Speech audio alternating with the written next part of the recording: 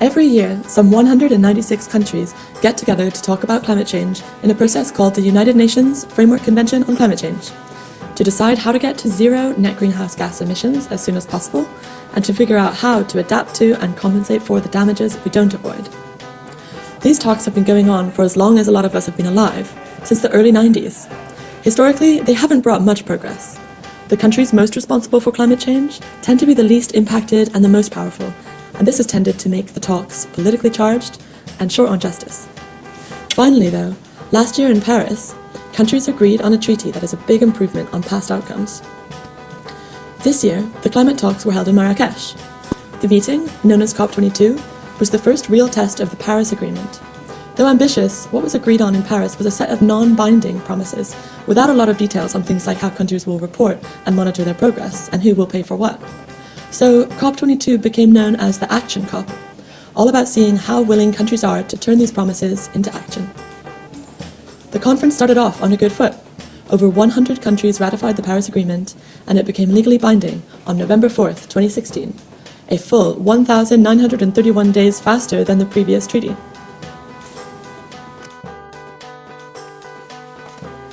The meetings are roughly divided into three sections: getting to net zero emissions, helping deal with the impacts of climate change, and compensation for the things that can't be adapted or mitigated. So here's what happened with each. 1. Mitigation. 2 initiatives for financing renewable energy in the least developed countries were launched: the LDC Renewable Energy and Energy Efficiency Initiative for Sustainable Development, and the African Renewable Energy Initiative. In one of the most ambitious moves seen at any climate talk yet, 48 of the countries most vulnerable to climate change, the Climate Vulnerable Forum, pledged to go 100% renewable between 2030 and by 2050 at the latest. 2. Adaptation. During the talks, $81 million were pledged by the wealthiest countries most responsible for climate change to help other countries adapt to impacts. Though this sounds impressive, these pledges are chronically less than what is necessary. By comparison, Shell spent about 10 times as much for research and development in the last quarter alone. This year, there was a lot of talk from wealthier countries saying that the small amount pledged would help leverage enough private finance to reach the $100 billion target. But many observers have called this logic into question. 3. Loss and damage. Countries also agreed to a 5-year work plan on loss and damage. This is a longer timeframe than the most vulnerable countries wanted. Most observers feel wealthier countries are doing whatever they can to delay conversations about compensation or liability for the irreversible damages caused by their emissions. This year, a new factor threatened progress at the talks: Trump's election. As a fierce climate denier, Trump has called climate change a giant hoax, a conspiracy theory, and the triumph of extremism over common sense. He has vowed to expand oil and gas drilling, fire up new coal plants, and withdraw the US from the Paris Agreement and the UNFCCC. This is obviously a troubling stance because the US is a powerful country, but other countries and observers were quick to affirm that no one man can stop the growing tide of climate action. The 2 main documents to come out of COP22, the Marrakech Action Proclamation and the Marrakech Partnership for Global Climate Action, reaffirmed the need to accelerate pre-2020 climate ambition, enforce equitable emissions reductions, and scale up climate finance. The conference adopted a call for all nations to honour promises made in Paris and renew their attempts to stave off disaster. If you're new to international climate politics, these outcomes might sound kind of weak.